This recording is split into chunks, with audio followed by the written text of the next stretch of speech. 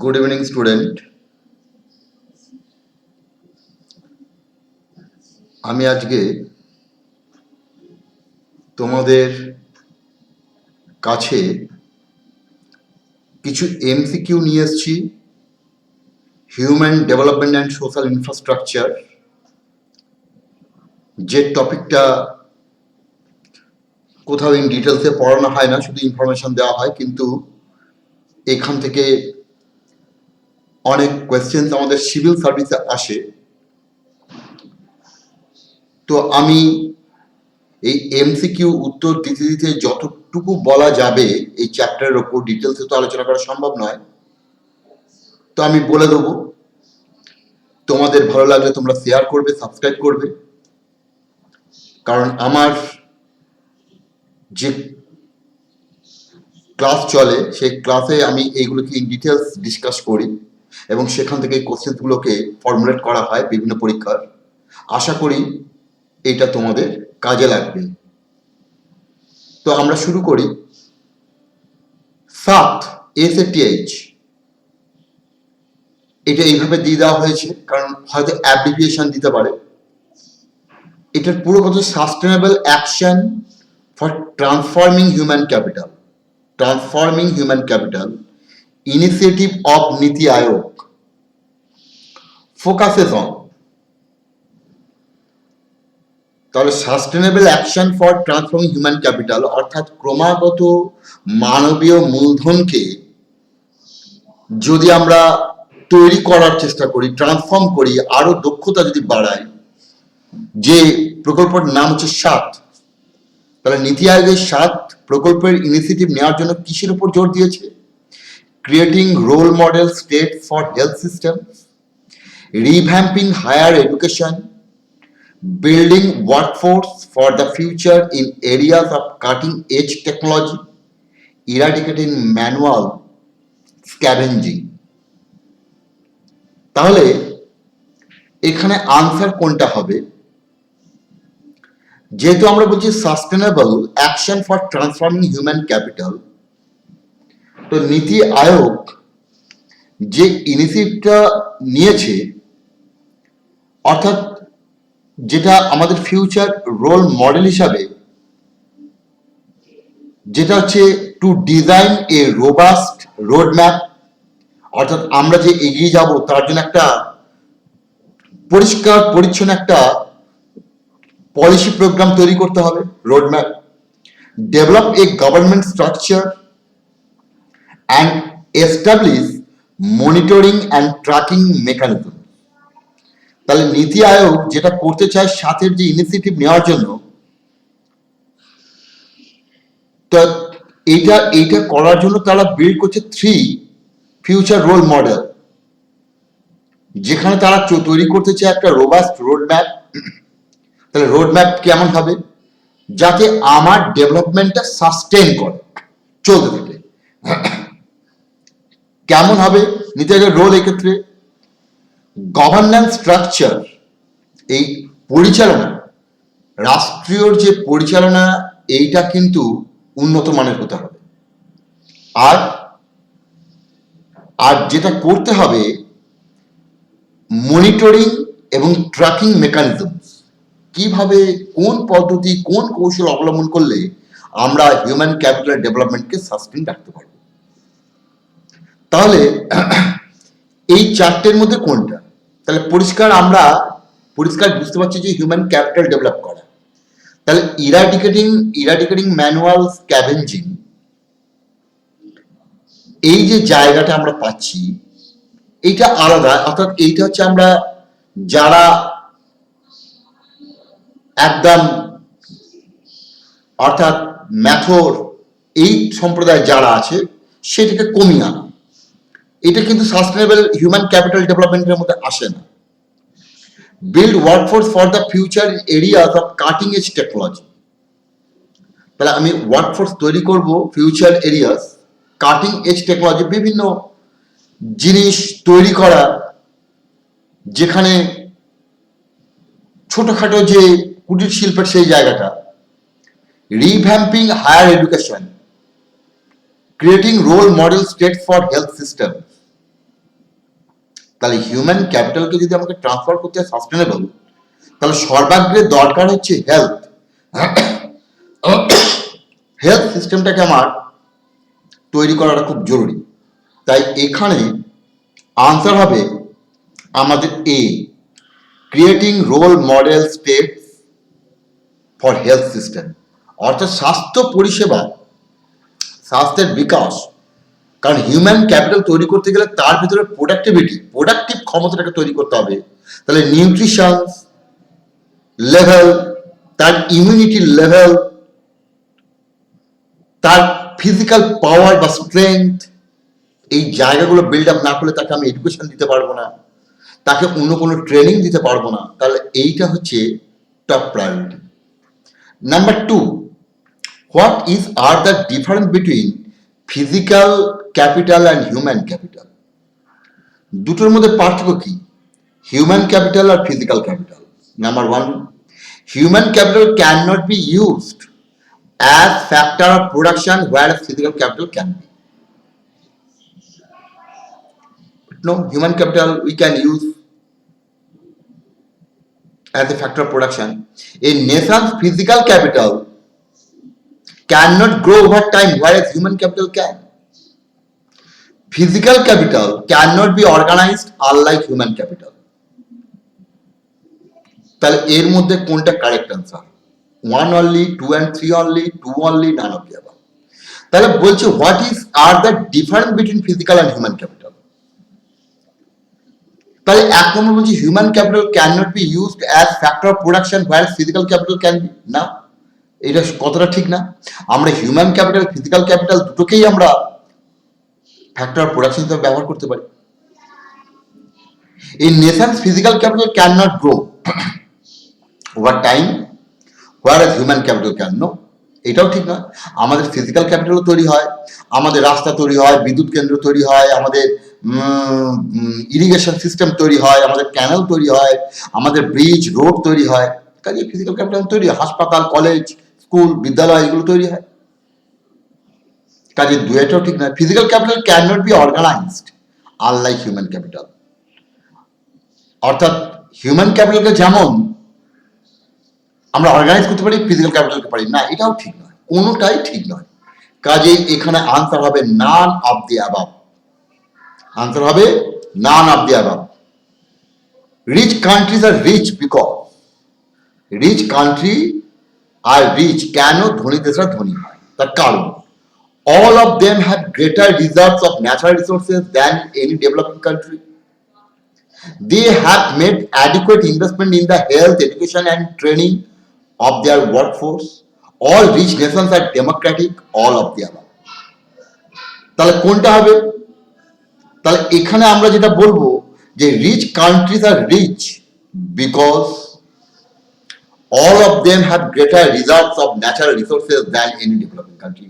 এটা নাও হতে পারে। ব্যাপারটা হচ্ছে আমার রিসোর্স থাকা মানেই যে রিচ হবে তা নয়, আমাকে রিসোর্সটাকে কাজে লাগাতে হবে। সেটা যদি না হয়, কাজে অনেক জায়গায়, অনেক অঞ্চল, অনেক দেশ আছে যাদের রিসোর্স আছে কিন্তু তাদের কাজে লাগানোর মতো কারিগরি জ্ঞান বা প্রযুক্তি নেই। 3 নম্বর সি বলছে অল রিচ নেশনস আর ডেমোক্রেটিক। না, ডেমোক্রেটিক মানেই যে সে রিচ হবে তার না কোনো মানে নেই, অল অফ দ্য অ্যাবাভ তো হবেই না। তাহলে পড়ে আছে they have made adequate investment in the health, education and training of their workforce. Main factor human capital. এই হিউম্যান ক্যাপিটালটা যাদের রিচ তারা রিচ কান্ট্রি। তাহলে রিচ কান্ট্রি বলতে আমরা এটাকে বলবো। ক্লিয়ার? 3 নম্বর, এই natural resource rich country will not be economically developed if. তাহলে ন্যাচারাল রিসোর্স রিচ কান্ট্রি যাদের প্রচুর প্রাকৃতিক সম্পদ আছে তারা ইকোনমিক্যালি ডেভেলপ নাও হতে পারে, will not be economically developed if, তারা হবে না ইকোনমিক ডেভেলপ যদি it is an open economy, it does not have the required human capital to transform the natural resources. Which of the above is correct? তাহলে আমার natural resource rich country যাদের প্রচুর প্রাকৃতিক সম্পদ আছে তারা ডেভেলপড হবে না। অপশন 1 বলছে ইট is an open economy. It does not have the required human capital to transform the natural resources. অবশ্যই এটা কারেক্ট একদম। আমার যদি সেই পরিমাণ পর্যাপ্ত হিউম্যান ক্যাপিটাল না থাকে, যাদের দক্ষতা, ট্রেনিং, এডুকেশন, নলেজ আছে, তার ন্যাচারাল রিসোর্সকে ট্রান্সফর্ম করতে পারবে না। কাজে এটা ইট is an open economy. Open economy হলে তার রিচ রিসোর্স হবে না, এটা কোনো কারণই নয়। তাহলে আমার এখানে অ্যান্সার হবে only two, B option. Number five, which of the following perform quinary activities. আমরা জানি আমরা যে সেক্টরে ভাগ করি ইকোনমিক্সকে, তো আমাদের ইকোনমির যে প্যাটার্ন, আমরা যখন ইকোনমিকে ভাগ করি তার উৎপাদনের দিক থেকে primary sector, secondary sector, tertiary sector. এই টার্সিয়ারি সেক্টরের আবার দুটো ভাগ থাকে, একটা কোয়াটারনারি আর একটা কুইনারি। এই যে কুইনারি যেটা, অর্থাৎ এইটা সার্ভিস সেক্টর, দুটোই সার্ভিস সেক্টর, কিন্তু সার্ভিসের মধ্যে আবার পার্থক্য আছে। ধরা যাক ভাবা অ্যাটমিক রিসার্চে যে কাজ করছে, ধরা যাক যে ইসরোতে কাজ করছে, আইআইটির যে প্রফেসর বা অল ইন্ডিয়া মেডিকেল সায়েন্সে যিনি পড়াচ্ছেন মেডিকেল স্টুডেন্টদের, আর আমরা যদি দেখি আমাদের ব্যাংকের কর্মচারী,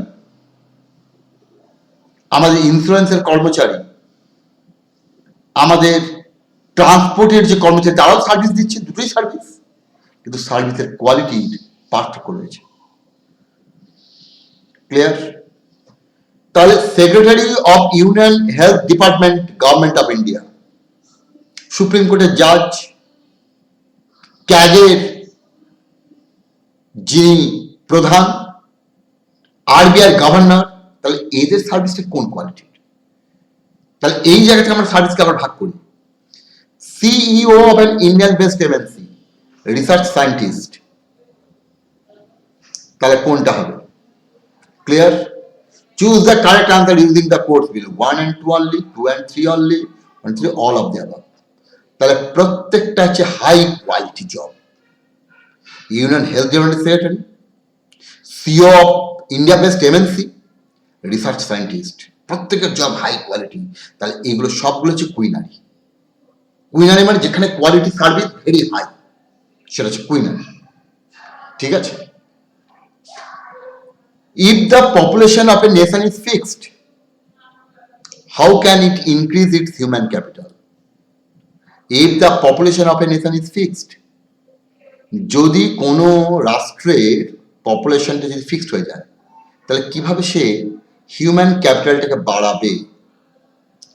by investing in health security of citizens, by regulating service condition in the unorganised sectors, by promoting digital literacy.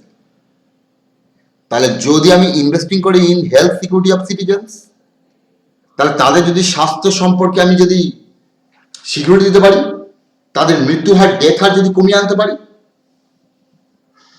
তাহলে আমরা কিন্তু হিউম্যান ক্যাপিটালটাকে ইনক্রিজ করতে পারবো। By regulating service condition in the organise sectors, আমরা যদি অর্গানাইজ সেক্টরে যে সার্ভিস কন্ডিশনটাকে যদি রেগুলেট করতে পারি, যাতে স্বাস্থ্যসম্মতভাবে তারা কাজ করে, তাদের যাতে নিরাপত্তা থাকে, তারা যাতে হেলথ সার্ভিস পায়, তারা যাতে ট্রেনিং পায়, এই জায়গাটা যদি করি। বাই প্রমোটিং ডিজিটাল লিটারেসি, তাহলে ঘরে বসে শিক্ষা করবে, তাহলে আমরা যদি ডিজিটাল লিটারেসিটাকে প্রমোট করি, তাহলেও কিন্তু আমি প্রত্যেকটি জায়গায় আমি কিন্তু হিউম্যান ক্যাপিটালটাকে বাড়িয়ে দিতে পারবো ডিজিটাল লিটারেসি দিয়ে। তাহলে এখানে হবে all of the above. Creation of social infrastructure includes, social infrastructure তৈরি করতে গেলে কি কি ইনক্লুড করে? Spending on health and education of population, investment on imparting skill development, ensuring the rights of underprivileged section of society, all of the above। তাহলে আমাদের creation of social infrastructure, তাহলে এইটা কি কি নিয়ে হবে? তাহলে সোশ্যাল ইনফ্রাস্ট্রাকচার সামাজিক পরিকাঠামোর মধ্যে কি কি পড়ে? অবশ্যই সামাজিক পরিকাঠামোর মধ্যে পড়বে হেলথ এবং এডুকেশন, অবশ্যই পড়বে স্কিল ডেভেলপমেন্ট, অবশ্যই পড়বে যারা পশ্চাৎপদ শ্রেণী সমাজে পিছিয়ে আছে তাদেরকে উন্নয়নের অংশীদারিত্ব দেওয়া। তাহলে সবগুলোই আসবে সোশ্যাল ক্রিয়েশন অফ সোশ্যাল ইনফ্রাস্ট্রাকচারের মধ্যে, all of the above. Next, a country will necessarily be economically developed if it has large reserves of natural resources, it has a large base of working age population. তাহলে country will necessarily be economically developed একটা country, তাহলে একটা country যদি economically developed হয় তাহলে কি কি থাকতে হবে? It has large reserves of natural resources, অবশ্যই থাকতে হবে। আর it has a large base of working age population, কাজ করার মতো ডিপেন্ডেন্ট পপুলেশন কম, ওয়ার্কিং এজ পপুলেশন বেশি, অর্থাৎ 15 থেকে 35 এই জায়গাটা আমার থাকতে হবে। ঠিক আছে, তাহলে এখানে হবে বোথ 1 and 2। ঠিক আছে, তাহলে আমাদের দুটোই থাকতে হবে, অর্থাৎ ইকোনমিক্যালি ডেভেলপড হওয়ার জন্য working age population. Consider the following statements about intrastate and interstate. Intrastate মানে পশ্চিমবঙ্গ রাজ্যের মধ্যে যখন বাণিজ্য হবে, ইন্ট্রা, যখন পশ্চিমবঙ্গের সঙ্গে আসাম বা পশ্চিমবঙ্গের সঙ্গে বিহার হবে, ইন্টার। তাহলে ইন্টারস্টেট মাইগ্রেশন মানে একটা হচ্ছে আমার রাজ্যে পুরুলিয়া থেকে বাঁকুড়া যাচ্ছে, বাঁকুড়া থেকে বীরভূম আসছে, বীরভূম থেকে মুর্শিদাবাদ যাচ্ছে, মুর্শিদাবাদ থেকে নর্থ চব্বিশ পরগনা যাচ্ছে, নর্থ চব্বিশ পরগনা থেকে সাউথ চব্বিশ Parganas, that is interstate migration. আর ইন্টারস্টেট পশ্চিমবঙ্গ থেকে কেরালা যাচ্ছে, পশ্চিমবঙ্গ থেকে উত্তরপ্রদেশ যাচ্ছে, উত্তরপ্রদেশ থেকে মহারাষ্ট্র যাচ্ছে, দ্যাট ইজ ইন্টারস্টেট মাইগ্রেশন। তাহলে বলছে females predominate the streams of short distance rural to rural migration in both types of migration. Clear? Okay. Next, men predominate the rural to urban stream of interstate migration. Okay. তাহলে কোনটা আসবে?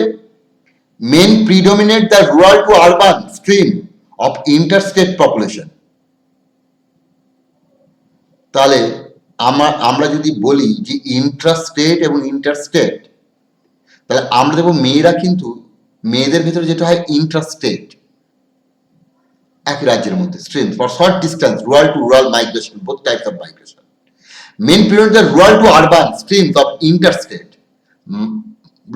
যারা পুরুষ তারা কিন্তু এক রাজ্য থেকে আরেক রাজ্যে চলে যায় বা গ্রাম থেকে শহরে, কিন্তু মহিলারা গ্রাম থেকে গ্রাম বা একই রাজ্যের মধ্যে হয়। তাহলে এখানে আমরা বলবো both 1 and 2. Which of the following would contribute directly to human resource development? কোনটা ডাইরেক্টলি কন্ট্রিবিউট করে human resource development? Clear? Health related research, high public investment on education, high investment in physical infrastructure, choose the correct. তাহলে which of the following would contribute directly to human resource development? তাহলে আমরা কি বলবো? Health related research অবশ্যই human রিসোর্সকে বাড়াবে। High public investment on education, এটাও অবশ্যই হিউম্যান রিসোর্স। ফিজিক্যাল ইনফ্রাস্ট্রাকচার, এটা হিউম্যান রিসোর্সের জায়গা না, এটা ফিজিক্যাল। তাহলে তিনটা আসবে না পরিষ্কার, কারণ এটা ফিজিক্যাল ইনফ্রাস্ট্রাকচার বলছে, হিউম্যান নয়। তাহলে 1 and 2 যেটা হিউম্যান রিসোর্সকে তৈরি করে, তাহলে এখানে হবে C answer. Which of the following is not a necessary pillars of human development? Equity, empowerment, sustainability. Choose the correct one. তাহলে আমার নেসেসারি পিলার অফ হিউম্যান ডেভেলপমেন্টের জন্য কি দরকার? সমতা। কি দরকার? ক্ষমতায়ন। কি দরকার? ক্রমাগত উন্নয়ন, লং টার্ম উন্নয়ন যদি হয়, তখনই আমাদের হিউম্যান ডেভেলপমেন্ট হবে। তাহলে এখানে হবে আনসার ডি। তাহলে আমরা এই যে জায়গাটা যেটা পিওর ইকোনমিক্সের মধ্যে পড়ছে না, আবার সোশিও ইকোনমিক স্ট্রাকচারের মধ্যে পড়ে, এই সোশিও ইকোনমিক স্ট্রাকচারটা ঠিকঠাক ইকোনমিক্স থিওরির মধ্যে আমরা অনেক জায়গাতে পাই না, এবং অনেক জায়গায় কোচিং সেন্টারে তোমরা যেখানে যেখানে হয়তো দেখো, তো সেখানে হয়তো দেওয়া হয় না। তো আমি আমার এই ইউটিউব চ্যানেলে যতটা পারলাম জায়গাটাকে ক্লিয়ার করার চেষ্টা করলাম। আমার যে অনলাইন ক্লাস চলে সেখানে আমি এই টপিকগুলো পড়াই। তো তোমাদের যদি ভালো লাগে তোমরা শেয়ার করো, সাবস্ক্রাইব করো, যদি কোনো সমস্যা থাকে কমেন্ট বক্সে লিখে জানিও। ওকে, থ্যাংক ইউ।